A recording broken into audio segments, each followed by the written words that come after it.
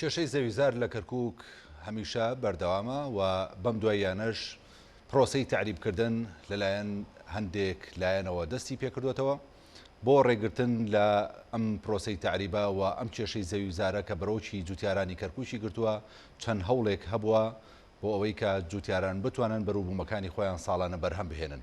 ئێمە قسەباسی زیاتر دەکەین لەسەر کۆی پرسی کێشەکان لە کەرکووک بە تایبەت کێشەکانی ناحەیەی سەرگەڕان و ئەو جوتیارانی کە بەدەست ئەم کێشانەوە دەناڵێنن قسە و باسی زیاتر دەکەین بە میوانداری بەڕێز محەممەد ئەمین کە بەڕێزیان نوێنەری جوتیارانی سەرگەڕانن لە ناوچەی کەرکووک.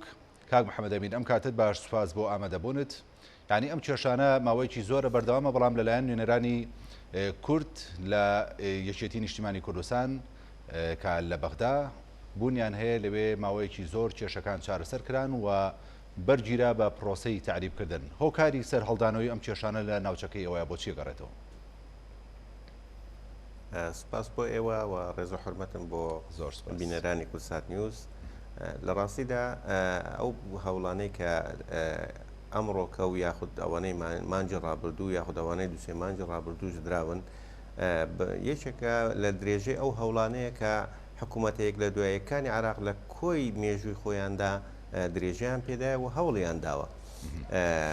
ڕاستە سەرکردایەتی سیاسی کورد بە تایبەتی نوێنەرەکانی کورد بەگشتی و هەواڵانی یەکێتی نیشتیمانی کوردستان لە وێنەرەکە هەوڵێکی زۆریان داوە تاوەکو ئەو کێشانە چارەسەر بکرێ، بەڵام بەداخەوە هەتا ئێستا چارەسەر نەکراوە. هۆکاری چارەسەر نەکردنەکەش ئەوەیە کە بەڕاستی حکوومەتی عراق نیەتی چارەسەرکردنی ئەو کێشانەی نییە لە بنەڕەتەوە.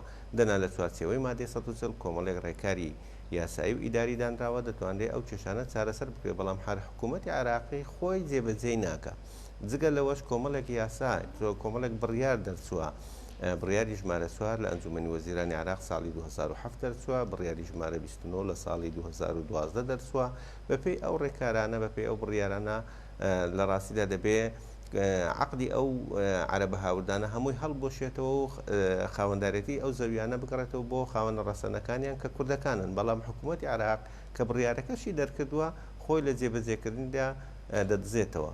ئەوەی کێشەی زیاتر دروستکردی ئەوەیە کە لە دوای 2007ەوە بەڕاستی عەرەبەکان ئەو جارە بە پاڵپشتی کۆمەڵێک لایەنی سیاسی عەرەبی و لە پێشیانەوە ئەو هێزە سەربازیانەی کە لە ناوچەکە هەن دایانەوێت دووبارە خەڵکەکەی تعریب بکەنەوە، دووبارە عەرەبەکان لە شوێنەکانی ئێمە دانیشتە جێ بکەنەوە زەویەکانیان پێ بدەن. ئەو هەوڵەی دوێنێکە ئەو دوسێ ڕۆژەی پێشتر ڕاستیدا دوو هۆکاری سەرەکی هەبوو بۆ سەرهەڵدانەوەی. یەکیانەوە بووکە وەکو هەموو ساڵەکان تر لەگەر وەرزی هاتنی وەرزی دروێنە عەرەبەکان چاو لە حاصڵاتی ئەو جوتیارە کوردانەدا دەبڕن و دەیانەوێ بەڕاستی ئەو بەرووبوومەی کە جوتیارەکان بە ماندووبوونی خۆیان بە ڕەنجی 5-6 مانجی ڕابردوویان دەیانەوێت بەرهەمی بیهێنن و بیدورنەوە، ئەوان دەیانەوێت ڕەنج بە خەساریان بدەن. بۆیە هەردوێنێکە کە لە گوندی پەڵکانە دەست بە پرۆسەی دروێنە کراوە، عەرەبەکان پەلاماری دەڕاستەکانیان داوە و لە وێندەرێکە پرۆسەی درێنەکردنیان ڕاگرتووە. بەڵام لە دیمەنەکان ئێمە بینیمان لەلایەن ئەو برا کوردانەوە تاپۆی ڕەشیان بەرز کردبووە، واتە ئەم زەویانە تاپۆی لەسەر برا کوردەکان.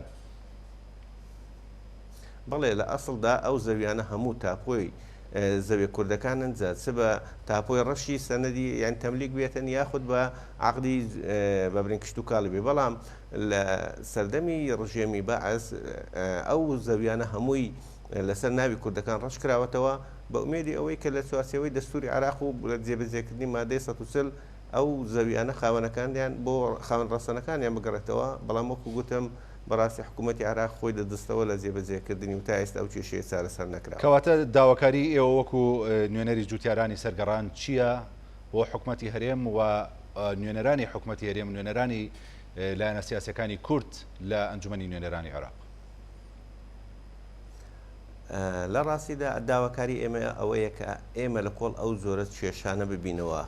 ئێمە وەکو بە ئەسڵ چۆن خاوەنی ڕەسەنی ئەو خاک و ئەو زەویانەی دووبارە مولکدارێتی ئەو زەویانە بگەڕێتەوە سەر ناوەکانی خۆمان و بۆی کە لە کۆر هەموو ئەو کێشە و گیرروگرفتانەی کە ساڵانە ڕوبەڕوومان دەبێتەوە و بووین ئاستەنگ لەوەی کە خەڵکەکەش بگەڕێتەوە ئاسوودە بێت لە شوێنی نیشتە جێبوونی خۆی دەمانەوێت لە چوارچێوەی یاسا لە چوارچێوەی دەستوردا لە چوارچێوەی جێبەجێکردنی مادەی 140دا لە چوارچێوەی جێبەجێکردنی ئەو بڕیارانی کە حکوومەتی عراقی خۆی داوێتی جێبەجێ بکرێتن و زەویەکان بۆ خاوەن ڕەسەنەکانیان بگەڕێتەوە و لە کۆڵ کێشەی تعریب و ئەو ململانەیە کە لەو ناوچەیەدا هەیە ببینەوە.